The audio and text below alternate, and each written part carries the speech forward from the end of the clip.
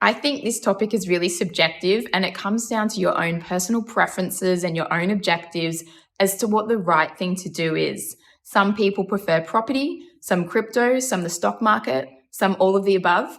It's a very individual view. However, a conversation that I have almost on a daily basis with people is along the lines of, should I be considering buying an investment property or should I be looking at stock market investment options?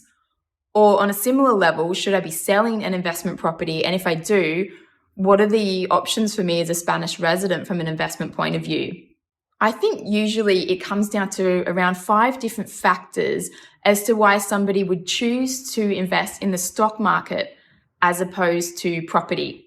Number 1 would be accessibility. So being able to draw from the investment and take ad hoc withdrawals or perhaps set up a regular income at any given time rather than the funds being locked into a tangible asset is really important to a lot of people. I think especially in emergency situations or unforeseen circumstances, people want to know that they have access to their money. Number 2 would be flexibility. So being able to stop, start, and change their preferences at any given time is also really important. Preferences such as the funds that it's invested in, the type of currency they need, or perhaps their risk profile.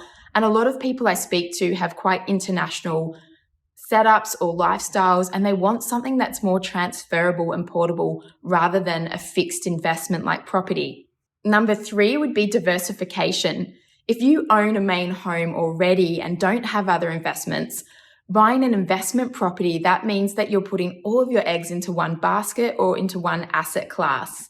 Number 4 would be tax optimization.